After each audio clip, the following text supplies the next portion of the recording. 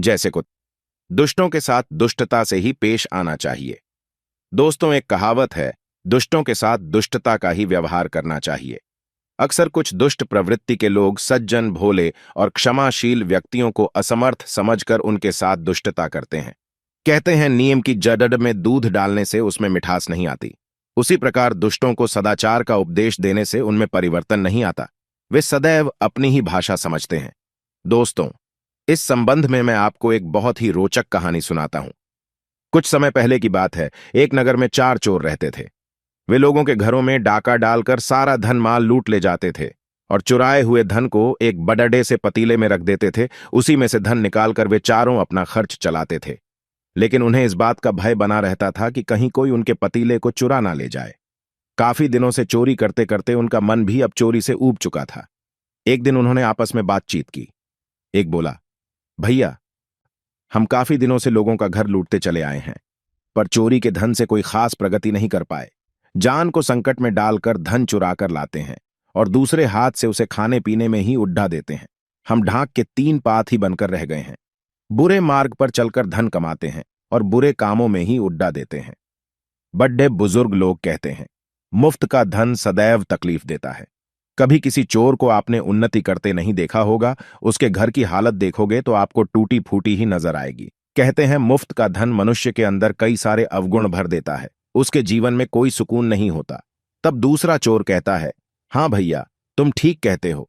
हमारा काम कुछ उचित नहीं जान पड़े देता। हर समय संकट सिर पर मंडराता रहता है। कहीं पकड़े न जाएं। अगर कभी पकड़े गए तो मार भी बहुत पड़ेगी और बची कुची जिंदगी जेल में बितानी पड़ी डीडेगी। देखो ना, रात भर हमें जागकर चौकन्ना रहना पड़ी ढहता है।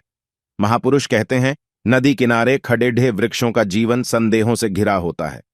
न जाने कब बारह आ जाए और वे टूट कर बह जाएं। दूसरे की पत्नी बन जाने वाली स्त्री कभी भी ठुकराई जा सकती है।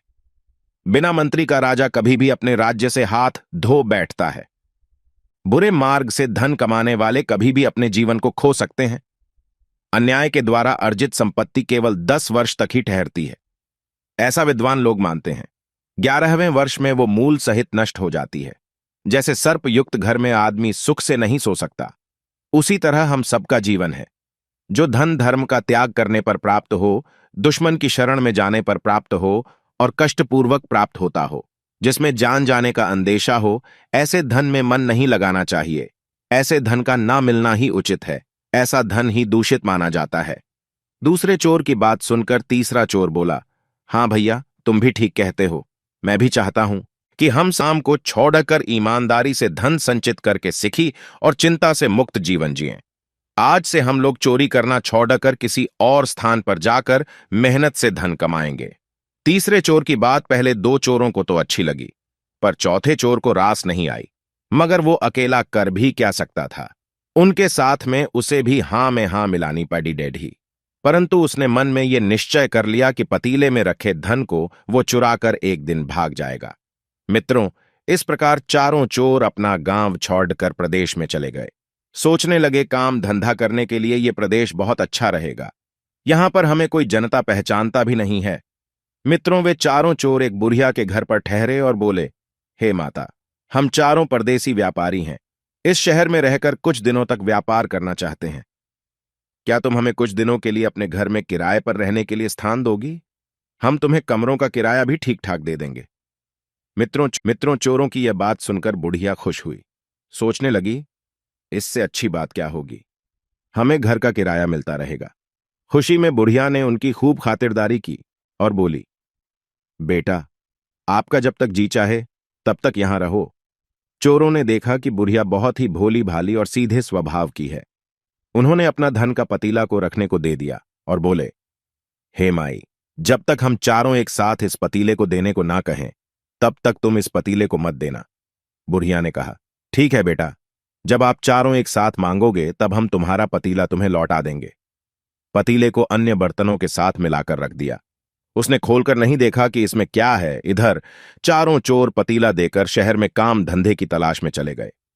वे जब सेठ के पास जाते थे और काम मांगते थे तो सेठ उन्हें वेतन और काम का समय पहले ही बता देता था कि इतने पैसे मिलेंगे और पूरे दिन काम करना पड़ेगा। चोरों को वो पैसे ठीक नहीं लगते थे, सोचने लगे कि जीतने पैसे सेठ हमें एक माह में देगा, उससे कहीं ज्यादा पैसे हम एक रात में कमा लेते हैं। आखिर चोरी किए गए लाखों के धन के सामने 1000-2000 रुपए की तनख्वाह क्या समझ में आएगी। कहते हैं जिसे बैठकर खाने की आदत पड़ी जाए, वो कभी मेहनत से कमाकर खाना नहीं चाहता। चारों चोर पूरे दिन शहर में घूमते रहे, मगर उन्हें कोई काम समझ में नहीं आया। लाखों का चस्का लग जाए, उसे 2-4 हजार अच्छे नहीं लगते। पूरे दिन घूमने के बाद हारे थके बुढ़िया के घर को लौटने लगे। गांव में आकर वे एक पेड़ के नीचे आराम करने लगे। वहीं पास में एक स्त्री लस्सी बेच रही थी।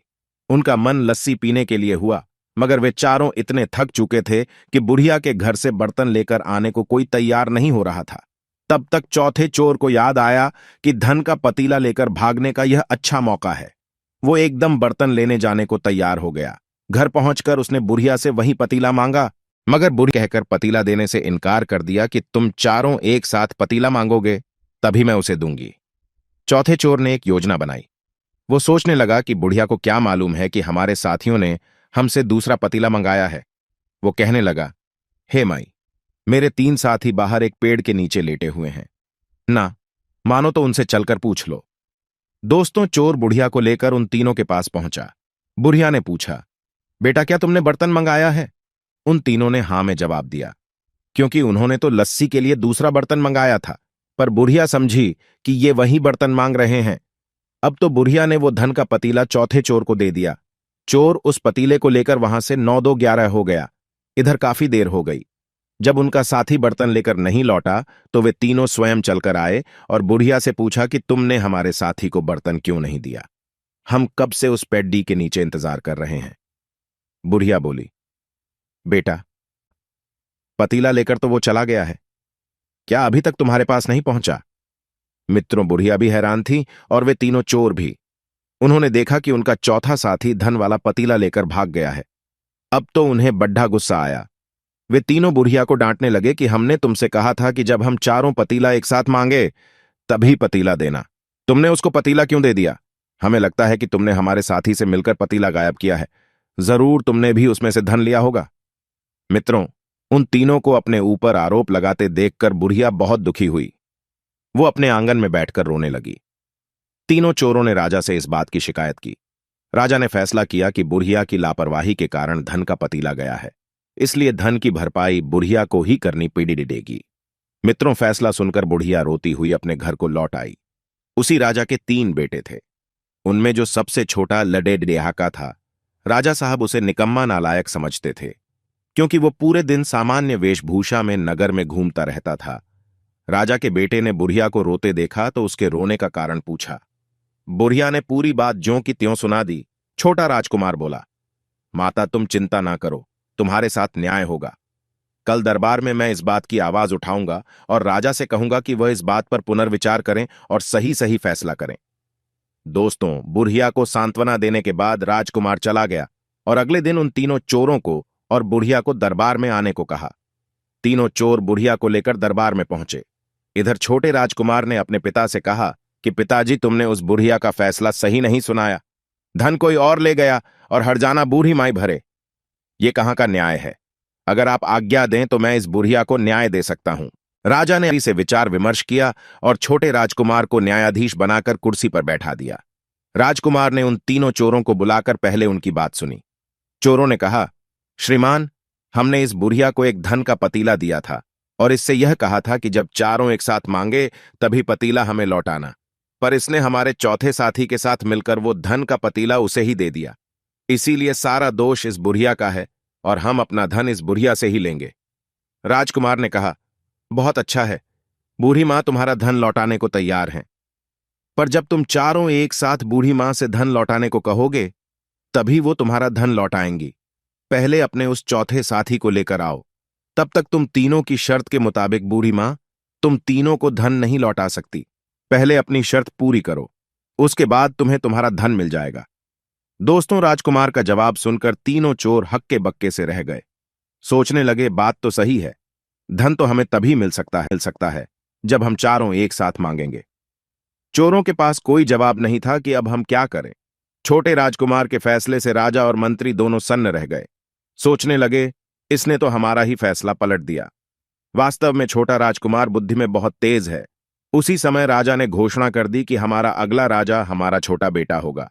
समाज को ऐसे ही न्यायाधीश की जरूरत है ताकि किसी के साथ किसी तरह का अन्याय ना हो सके।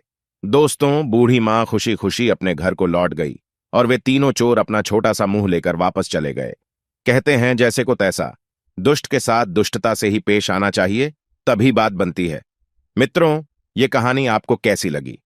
अपनी राय कमेंट में जरूर देना। मिलते हैं अगली वीडियो में नई चर्चा के साथ। आप सभी का बहुत बहुत धन्यवाद। जय श्री राम।